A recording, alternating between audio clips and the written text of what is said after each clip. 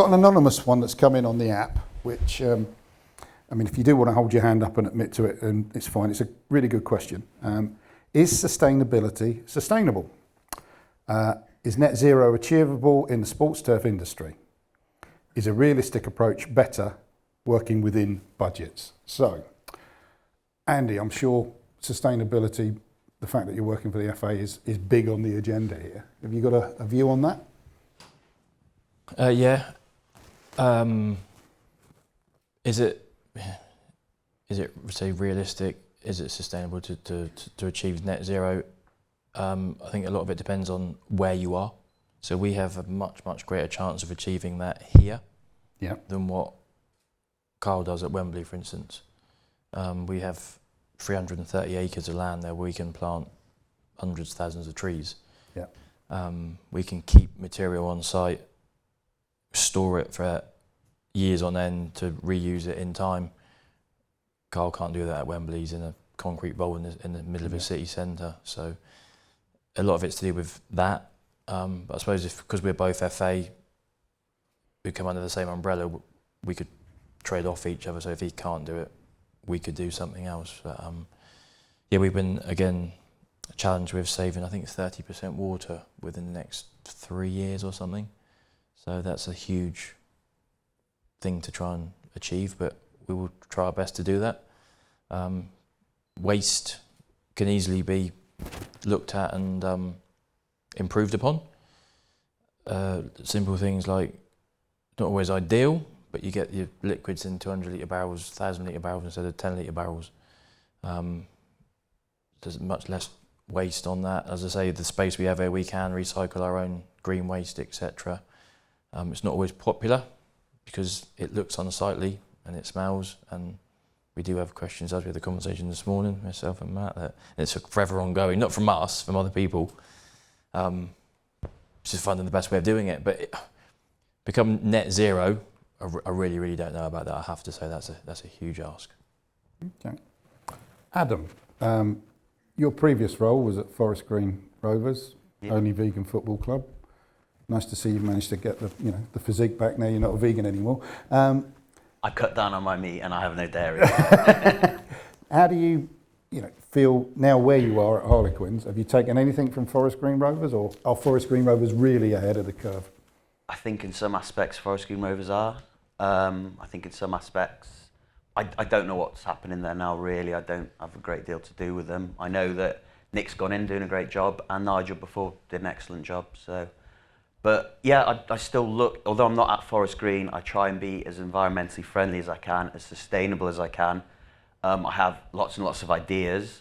Ideas tend to cost a lot of money. Right. So, I mean, we are looking at washdown in particular. The washdown was water fed, just goes into a sump and then you drain it out. So I'm looking at now more air cleaning products. I know BioCircle do one which uses a lot less water for cleaning machinery down. I mean, with electric machinery, I don't know how people are finding the cleaning down, but we got an electric still strimmer. I cleaned it down with some water and I was told I broke the head on it. So, okay, yeah. So there's aspects like that. With feeds, again, I'm reasonably sustainable with the feeds, but you can find with a limited budget, you'll tend to feed maybe a little bit more with organics, or they take a little bit longer to work their way in to see a benefit. Well, a lot of teams don't want to wait for a benefit. They need to see the benefit now. The games are playing. The games aren't playing later on when the roots are down deeper. So I think things will be sustainable. I think the battery tech is getting a lot better. I'd like to think we would be net zero, but I think it'll take time, and I think it'll take a lot of money, and I think clubs may not have that in their budget at the moment, and the lower levels of it. I think the Premiership can. They can look at the UV lights and things. They've got the manpower to run these against when the fungicides come off to help with that, but slightly lower down, I don't know at the moment. Okay. Craig, is it high on the agenda for you at a school? Yeah, it is. We have a school's eco committee, and it's very high on the agenda every time they kind of meet. It's what we do, and we fertilise and we put in chemicals on, etc., etc. But I think to get full sustainability, we need to understand the expectations of the use on the surfaces. And if we're going to try to use that surface for 12 months a year, then we need to put certain inputs in it. And that's kind of my discussion with the students is, okay, well, if we want to have 2 rugby fixtures per week plus the 4 training sessions we're doing, then we need to do something with the grass. So what do you propose we do? Because I don't believe, and I could be wrong, that the organic route gives the plant enough energy to withstand that sort of use. So what I do and what the agreement we have is we'll put on a slow release and then we'll spoon feed with the liquid when we can, and that's probably as close to sustainability as what we can. We've got a huge site. We've got 500 acres. We've got 3,000 trees. We've got marshland. We've got a conservation site. So kind of if you put it all together, then we can't be far off being sustainable. You know, all the green waste we kind of mush up. We use as compost. So yeah, I think we're doing really well, but I don't think we'll ever get that full sustainability if what we're talking about is removing chemicals and removing fertilizers, etc. Water usage. You know, I mean, is that the key? Is that the really difficult one, water usage? Well, again, I think for the usability of the surfaces, we're in the southwest, so predominantly for 9 months the year it rains. So we need to put drainage in the pitches. But for them 3 months when it kind of goes bone dry, if we're not irrigating, then the pitch is cracked. And then the school children come back and you're like, okay, well, we can't play rugby on the pitches this week because they're too hard. So, you know, it's a real fine balancing act. We're looking into boreholes, but how many boreholes would we need for the site that we have? So yeah, it's something that we're working on. We've moved across to electric machinery with Dennis, and we're still trying to get some more in. But again, that's a significant cost.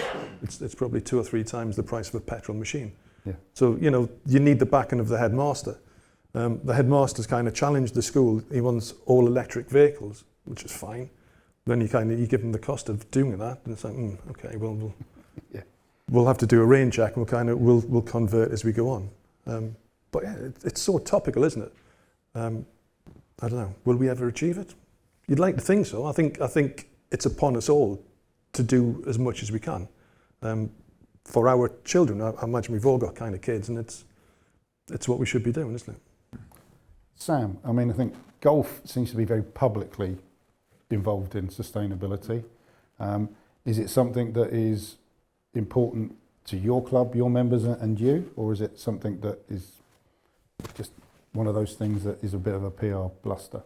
I think it's important to any head greenkeeper, course manager or grounds manager. Everyone would love to be sustainable, environmentally friendly and doing all the right things. Within golf, for years there's been a push on sustainability where water management or using compost teas, less fungicides, less pesticides. Well, to be fair, there aren't many fungicides or pesticides left for us to use, but there's always been that push to do better. The unfortunate thing is that, like someone said earlier, golf clubs are generally member run, and the budget is controlled by members who don't want to pay more money for their membership, so your budget doesn't go up. So until the price of these things come down, like you say, battery-powered greens machine, are they going to take the £42,000 diesel one, or are they going to take the £80,000 battery one? Now, the battery one might last you better, and you're going to use less fuel, less mechanics, so on and so forth, but on a piece of paper, 42 grand's always cheaper. So they go for the one that they know they go for that. Same as strimmers. Some of the strimmers are fantastic because they're battery-powered, but when a battery costs you £360 alone, without the rest of the strimmer, it's not going to happen. Until all those prices come down, it's going to be a long wait. And in golf in particular, you're probably often coming up against it's not just you that's asking for the budget. It might be, we want to refurbish the bar, or we want to put new showers in, or the clubhouse needs a new roof or whatever. A lot of golf clubs went down the route of putting in the boilers that use wood. Yeah. Pellet boilers. Yeah. That's the one. Yeah, rather than going through gas. Absolutely fine. But then you've got to buy in the wood. Yeah. You can't just put it through your wood chipper. It's got to be bought in. So again, how do you do net zero when you've got lorries driving in to put down? The net zero thing is lovely, and I get the idea of it, and it's great. It can't be a genuine, achievable target, at least for years and years and years, until everything else that goes with it is. Those lorries are going to have to be battery powered. Yeah. Forest Green Rovers team coach is electric, isn't it? No, I think it's biofuel. Yeah, biofuel. I think Things I think like they looked at a new battery tractor, but I don't see that vertical. Yeah, so there's so many other Could things be wrong. that have to Could go be wrong. with I don't know. Yeah, there's so many other things that have to go with it first for everything to do it. So yeah, I think we're a long way off of net zero. We talk about it's going to cost more. The alternative is lower standards. Are people going to accept that? Okay, let's take it at the very top where you are, Andy. Chance. So no chance. No, you get to the Premier League where wherever standards are at a certain level now that you either at the very bare minimum you maintain that, if not raise it further still. So like England senior men and women now turn up to train and their training pitch isn't, you know, the highest quality. We will know about it. Yeah. So it's absolutely no argument for me to stand on the pitch with the coach as they turn up and say this isn't regular. I say, yeah, I've still got electric mower now, or I've got this, or I've got that, or organic fertiliser, and I go, and so it's no, I don't. You can't, and even the standards thing as well. Is we were talking about earlier on with the other panel about trying to get staff into the industry and being proud of what you do, and that's all comes with it. So it's your work reflects on you. So if someone else has done something up here 10 years ago and then you were doing it down here now, you're going to think, oh, I'm not going to do that. So then you might look for another industry, etc. So that comes into it as well. Craig, one of the biggest selling points at schools is the quality of the grounds and, you know, how it looks when the parents first drive in. Are your guys going to take a drop in, you know, the levels? No. I think you kind of yourself market by what the place looks like. You know, you look on all the brochures and it's the green leafiness and the green pitches that are selling the school. But I think also kind of all the kids who are watching Premier League football on a Saturday night or whenever it's on Sky Sports, that's what they expect to play on. Yeah. And all the coaches, they don't want to train on a beaten up pitch. They want the quality surface. And I think that's right, isn't it? Because the only way we're going to get better sportsmen is by giving them better surfaces or honest surfaces. We have the argument, or I have the argument at school, is that we need a 3G. Well, we don't need a 3G actually. What we do is we need properly draining, well-maintained pitches.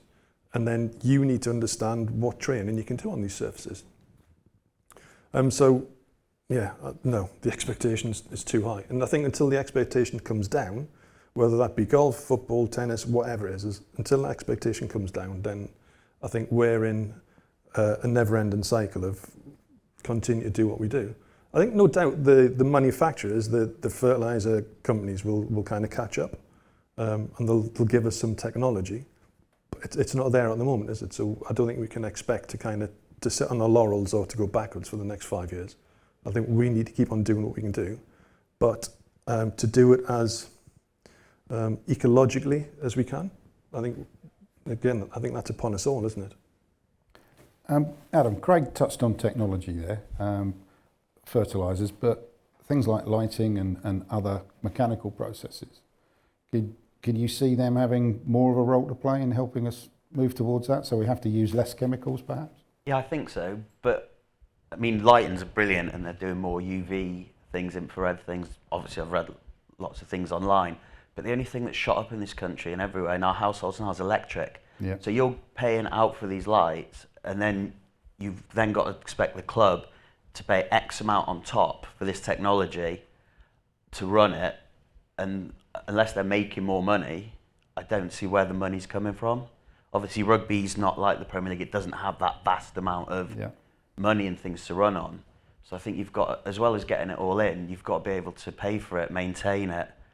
And whether you're going to see a 10% increase in the pitch quality, I don't know if they'll pay. If it's a massive safety thing and, you know, it won't dig up in scrums and things or things, I think they'd rather spend that money on reinforcing the pitch rather than X amount of lights, which will only give you a minor gain. Okay. Sam, are members expecting Augusta at your place, or are they more understanding that, you know, you've got a huge, you know, nature reserve there essentially, and you've got to do something sustainable with it?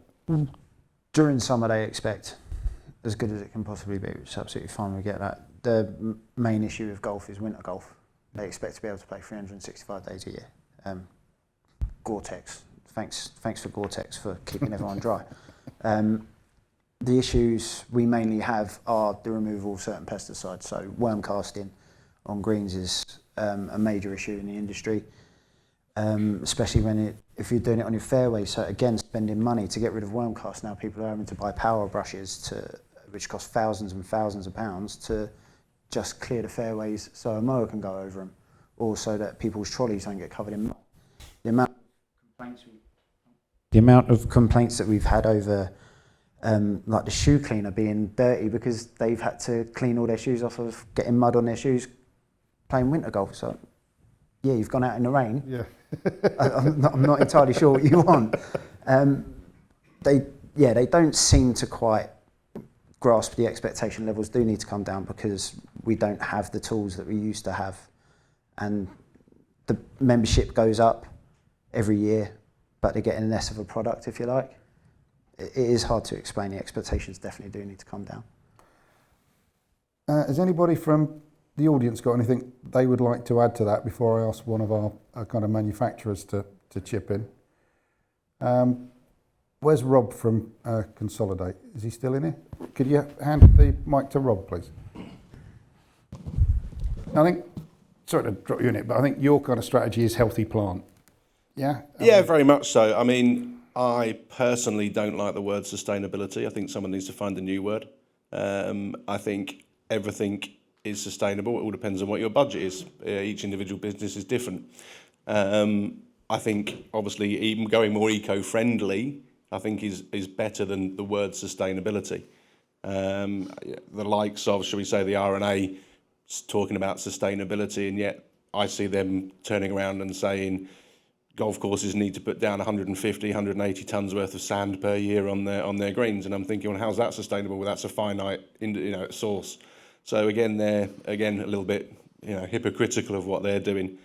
Obviously, again, for us as a business, we are looking at, trying to just simple things when people order products, obviously making sure that when they do order, the delivery is worthwhile them ordering so that they're getting the most out of their pallet order, shall we say, if they're ordering a pallet. We're always looking at sources of materials for transporting these, and obviously different sizes. Now, I've got a customer who just doesn't like barrels or IBCs and wants it in 10-litre containers. We've had questions about us, can we return those containers? And we do have some customers who are local to us who actually return the containers, and then we turn around and we rinse those out and then reuse them. But again, there's a cost involved in that from our side of it.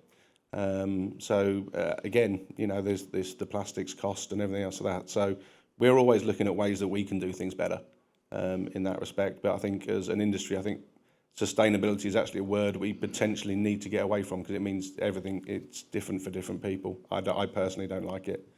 That's just my point of view. Okay. If I could ask you to open your apps again, please. And we'll go to the polls section again. And if you could put in there, maybe, can we put that up on the screen? Thanks, Abby. What your idea would be for making the industry more sustainable. Could be anything. Yep. 1 or 2 words. We'll have a look at that. While you guys are doing that, there are new technologies that are coming through all the time. We touched on lights. I mean, I just recently interviewed Baptiste, who's in the room here, from UV Boosting, who have got UVC lighting, I think, Baptiste, is that the correct terminology, that kind of zaps? Yeah, we are quite new in the industry. We're called UV Boosting. And yeah, basically, we've developed a product that stimulates plants' natural defenses with UVC, so a particular type of UV light. And I think we're definitely one of the future solutions you might use to reduce fungicides and move towards a more eco-friendly way of taking care of turf. And we're we've been in the wine industry for like 5-6 years now, and it's the same kind of problems. You have your customers who want at the same time something sustainable, eco-friendly, but still cheap, affordable. They don't want to pay for all the work you're doing to improve your practices. So it's a long way. There's still a lot of work to do so that general public understands that sustainable practices, sorry about sustainable, cost more money, more efforts, and but we have no choice at the same time. Whether the turf industry, any kind of industry really, agriculture in general is moving in that direction. So it's just a long way, but with innovation, I'm sure we can make it. And at some point, it will be cheaper as well. Innovation will be cheaper if a lot of people adopt new products. It will be cheaper in the future. Thanks, Baptiste. That's one example. I'm sure Dennis Sysis and Campi have got other things that are coming through, as have other manufacturers and suppliers. I'm sure on the seed side of things as well, there's developments that are coming through, yeah? It's, the word wall or the word cloud is telling us exactly what, we're thinking here. Technology and research in tech and technology improvements are the things that are coming through there. So that echoes what I think to a degree you've been saying, but water usage and the availability of it seems to be literally drought or flood at the moment, doesn't it? We've got such extremes now that, is that now a big part of your roles in terms of, trying to think about it's different now and changing your strategies to cope with climate change? Andy? I look upon it more that the actual seasons are moving rather than changing too much. Ever since I was, as long as I can remember, there's always been hot weather, there's been cold weather, there's been storms, but I think more so in the last 20 years or so, 15 maybe, it's moving later in the year, so it's not uncommon to have outbreak of like fusarium in December, where you normally think it'd be freezing cold. It can be 15 degrees. I was saying it's the norm, but it can happen. And then talking to someone yesterday, you get to like March and April where you think you've come about the back of the winter and it's snowing. So I don't think it's changing, my opinion is, but I think it's moving. And like we had the hottest week of the year last week, September, and July was absolutely disgusting. So July was April, really, wasn't it? Yeah. It just didn't stop raining, did it? So I wouldn't say that I've ever considered changing strategy or plans to combat climate change as such. No, it's just learning to deal with it when it's coming, as opposed to when you think it should be coming. Okay. Is there one bit of kit or technology that isn't out there yet that you think could be a magic bullet that would solve something? That's a tricky question, isn't it? Yeah. So I'm going to give that one to Adam. No. Not that I can think of. That's stupid. But just to flip it and to flip that, we were chatting to Dougie outside about like fusarium, not fusarium, but products for disease and things. And a lot of the things we also need to look at is just our cultural practices, which obviously fall in education. Is that if you're in a stadium or any environment really, that if you've got, I think it's around 27 degrees and the leaf is wet for, I think it's 18 to 27 hours. I could be wrong about the numbers. If you're keeping the leaf wet in them temperatures, a humid environment, you're going to get disease. So I think if you monitor the conditions of the turf, open up the soil, brush it, keep it as dry as you can, water, and make sure you water well enough, but you don't leave the leaf wet for too long. Yeah. I think the basics as well will help counter. That's what I found. I mean, I can never really use many chemicals, so I've always learned other ways of doing it, especially at my previous club. And it was things like just keeping it brushed, keep the surface open, manage the moisture levels. I mean, where I'm at Quins at the moment, it's like a marble cake underneath. Some bits are wet, some bits aren't. So when I'm watering, I'll water, and then I'll go out and I'll test the moisture in the ground. Some bits are wetter than others, so I'll then change the sprinkler timings, which has worked out we're using a lot less water, yet the temperatures the last couple of years have been warmer, except obviously for this July. So I think data collection and moving that way forward, not thinking, right, it's dry, I'll put this cycle on for this amount of time. You monitor what's wet, you monitor how wet the leaf is, dry it, and just do the basics, open it up, let the air in, keep your verti-drain in. I was talking to Jim at Twickenham, and he was saying about these extreme conditions are going to be a thing of the norm. It's things you need to watch out for. But after he's got, I think it's from Campy, he's got a slit tie and a brush thing, and he's constantly going out with it, opening it up, keeping it dry, keeping the surface open, because Twickenham's just a massive bowl. Obviously, I'm shadowed in it next door in the stoop, but it's a good point. I think we can't plan for the seasons and the weather anymore. We've got to be fluid, and I think by collecting data, you can then put like an integrated turf management thing in for these things that may come up at certain times. So sorry it's not answered your question. No. It was just interesting, we're outside. At least you didn't tell me it was an absolutely stupid question. It was, but yeah. I think we're all in a big learning curve. Climate change, you only have to look at the news this week, and there seems to be, floods, disasters going on, earthquakes, which may or may not be, completely linked to climate change. The seasons are shifting, but from what we're seeing there, it's a mix of learning new ways to do things, or basics, getting them right, working out what's happening with the seasons and data and collecting it, would that be fair? And maybe we can get some new technology through, like the things that Baptiste was talking about, and there'll be other developments, new seeds, new ways of putting nutrition in that maybe improve things. That could be perhaps the way forward. But it's probably a mix of all of it, isn't it? Yeah. Okay. Got a question in from Graham Farmer. So my question is, do the panel think that the industry are doing enough to discuss mental health? Personally, I don't think they are. I think there's a lot of tick boxing going on, the every other month article or the panel that the GMA do once every couple of years. I understand why people probably not so keen to talk about it, with stigma and all that comes with it. I suffered with it myself, so I know where people are coming from, but I just wondered what the panel's thoughts on it were, and within your organisations, do you do anything along them lines regards mental health?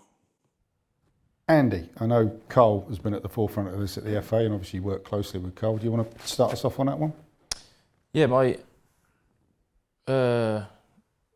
sort of take on it is probably not, but is that across the board in life in general?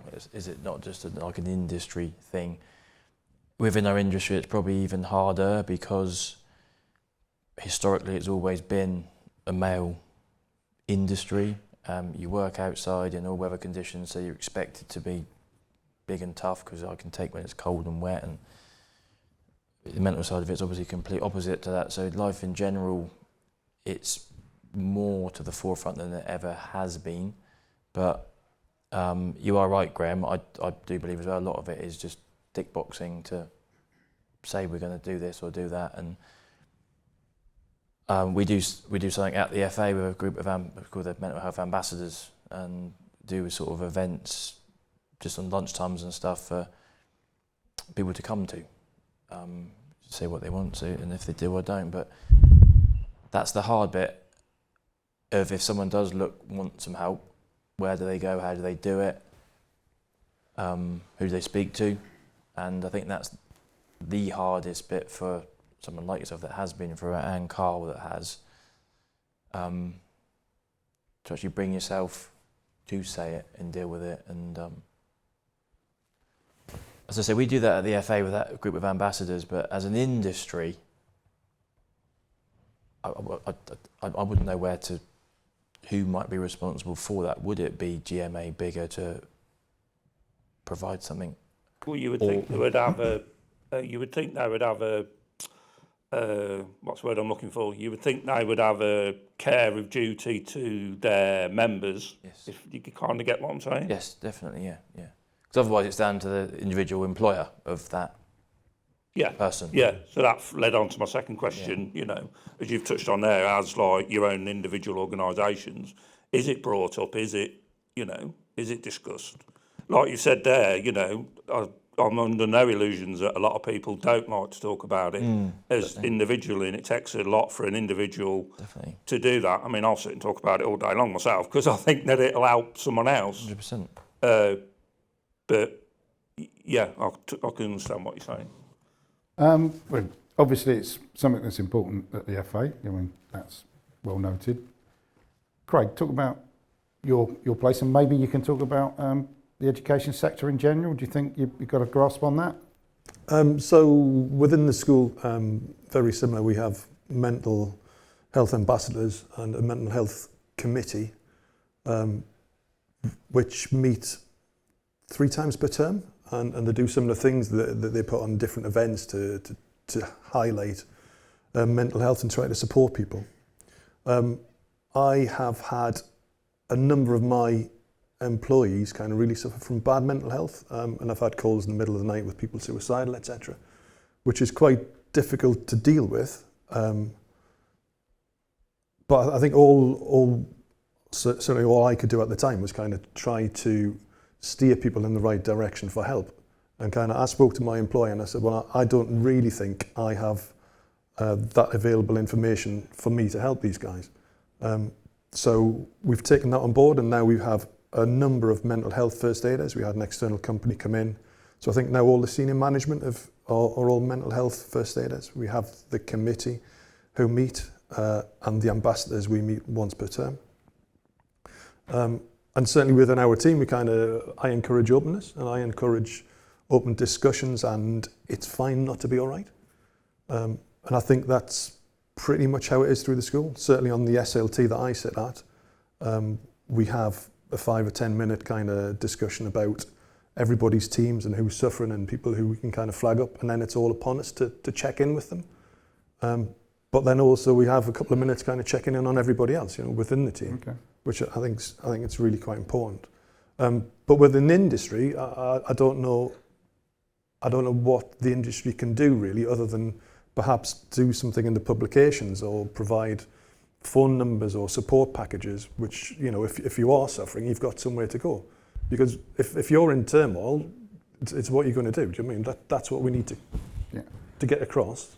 We don't have anybody here from GMA or bigger, but I do know from previous conversations that they certainly did, and I'm not aware that it's ended. They did have support there for mental health that you could tie into. As part of the membership package, presumably. Bigger were putting it on, and as were GMA. I think they were linked with Perennial, weren't they? They were doing a lot with Perennial for mental health. Perennial was still there, Yeah.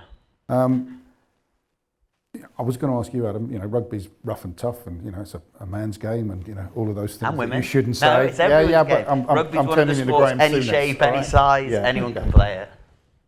Is it the same feeling? Have you got the same recognition in rugby of mental health being an issue? It is looked at. I mean, I go on a Quins thing. Quins have linked with an app called Jack, JAAQ, and they've done it for all staff. It's just to help with mental health with issues. They've got the players to talk about. I mean, Marcus Smith, he did a piece about it, and, you know, he's flying high, but he struggles with anxiety, puts the ball on the tee, he talked about it. But I also think we need to, as well as organisations, look at ourselves and make sure we're okay. I mean, I look at my team, I make sure they're okay, we talk, but we too need to look at ourselves to think, you know, am I working too hard? I've got stress at home, the pitch is falling apart, you know, everyone's moaning at me. We need to have, if we know there's a trigger, we need to know what we're going to do when we feel that way. I mean, we can have the numbers which like Perennial do and this Jack does, and, you know, I have looked at them, and I did read, I think Mr. Farmer did a thing with Leicester, what they've done there, and I read what Carl did, and I think brave people like that talking about it, bringing it open. If I have an issue, say, other people have been through it, it's not just me. And if I was to talk about it, I'd be more comfortable because of people like Graham and Carl to have talked about it and took this stigma away. But I mean, like I said, not sure about the RFU, but I know Quins themselves, they do quite a lot for mental health for the teams the employees as well as the players, and they have linked with this Jack. So if anyone is struggling, maybe look at that app. I've looked at it and I thought it was fascinating what to learn from it. Okay, could we just put a quick word cloud up, please, Abby? And this is really a yes/no answer.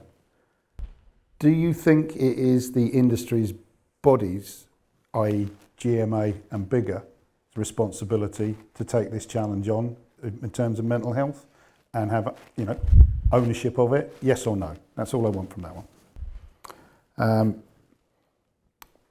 Picking out on your point, Adam, is it personal responsibility as well? Is for the employer rather than necessarily the individual themselves? I think the employer does have a degree. I mean, they might be putting the pressure on, but also if that person needs time away or they push to a certain point they're away, then the work's not being done. So they need to make sure that person's happy in their role, not just because the work's not being done, but they need to make sure that, they're consistent in their role, they're happy in their role. And we spend so much time at work, we want to get to work and leave exactly the same, whether it's, physically or mental.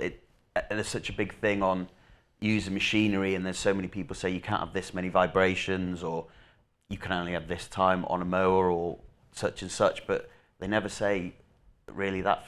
We have not had a first aid mental health talk, so I don't know if that has come in now.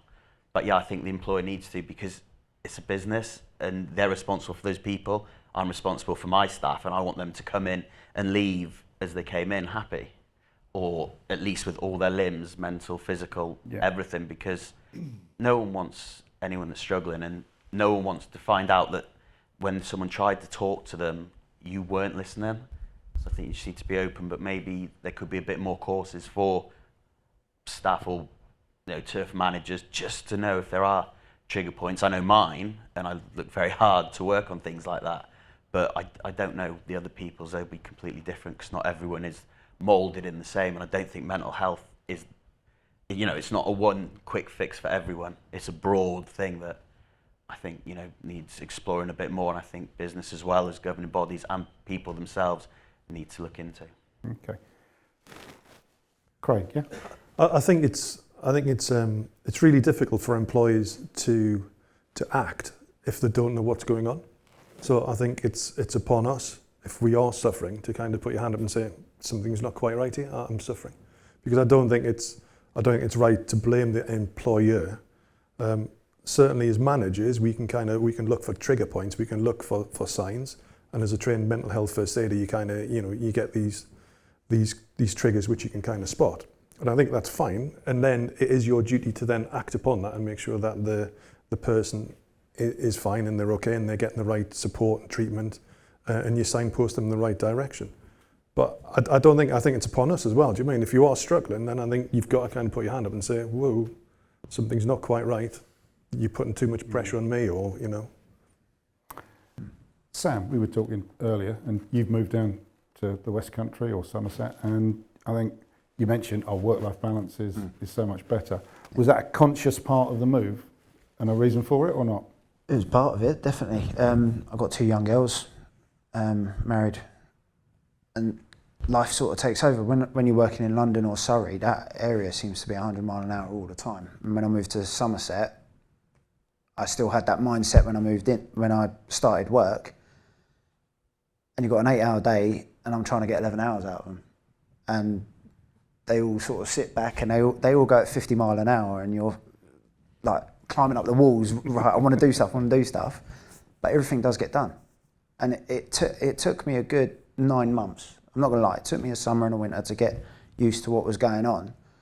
And you do realise that, everything does get done, but everyone also finishes on time, and no one's complaining. The only person who's complaining is me. Right. So I used to we'd do things like we'd verticut the greens, and as we're driving past the sheds, they'd all jump into the sheds, have a quick something to eat or grab a drink or do something, and I'd be the last one coming through, sat next to someone else and go, "What are you doing? We've only got 3 greens left to do. Let's get it done. Let's get it finished." I said, "Yeah, but they're hungry. It takes 5 minutes. They're happy. Yeah, and they finish the day." And it is a mindset. And people might think, "Well, no, you're slacking. You should be doing the job." No, I've got happy staff. They're getting the job done. I'm getting everything I need to be done. No one's complaining. I just feel like I need to squeeze more into it. And that's half of it. Like the industry, we do it to ourselves. We've become an industry where we undercut the person before you, where you take a lower wage just to get a better job, or you overqualify for a position. Level 3, like I said to you before, Level 3 used to be a management qualification. Now you've got people fighting for deputy positions with foundation degrees. And then they get the job and they're paid less for a qualified position like that. So we do put ourselves under ridiculous stress and pressure. As for bigger in the way of mental health, I couldn't say they do fantastic things. They partner with, like you say, Perennial, Andy's Man Club. If you go to Harrogate, like I've sat in on Rob's talk about mental health. There's about 3 or 4 talks every year on mental health. There's Greenkeeper forums. To be fair, I've spoken to Rob massively about mental health. Mine isn't work related, but I'm on antidepressants now, and I'm more than happy to talk to anyone about it. Mine's from a personal situation. My mum passed away suddenly last year, right. And Rob helped me through it massively. So I'm always there to talk to people. So I use social media so much to say, genuinely, I'm here. If you want to talk about anything without judgment, Rob's done the same. Loads of people. Greenkeepers are really good at it, and I don't know why, but greenkeepers seem to be really good at opening it up. But I think it's because they're all in a very, very similar boat, and the Jim and the bigger team are really good with it. Okay, so I think there was a resounding yes there from, is it the responsibility of the associations to say they're not here? I do know they are doing stuff. You've said that, bigger in particular. I know a number of years ago we ran a piece on mental health in Turf Business, and that got brought up at a GMA Awards, or IOG as it was then. And it's been a topic that I think has gained more and more profile. And I do genuinely think it has made a lot of progress, Graham, but is your point, does it need to be more, or is it a case of let's not take our foot off the gas? Yeah, probably let's not take a foot off the gas. I do think there's probably, like Sam touched on there, I don't see that as well from other organisations, if I'm honest, but that's my personal opinion. But yeah, it's that constant discussion. Okay. And I think there is also sometimes, perhaps it gets felt that it gets too much coverage and it becomes a little bit of a hobby horse for some people, but it's an important issue that I think people are genuinely facing. And I think it's different for different people in different situations. Nobody's got the same situation with your teams and your setups, and I guess that's the same around the room. Okay. We've actually run over time now, and sorry, we've got quite a few questions that I've not got around to, so I do apologise for that. So if anybody did have a question in the room that didn't get to, I do apologise. But if we can thank our panel, and particularly Andy for agreeing to have us here today, and thank you all for attending.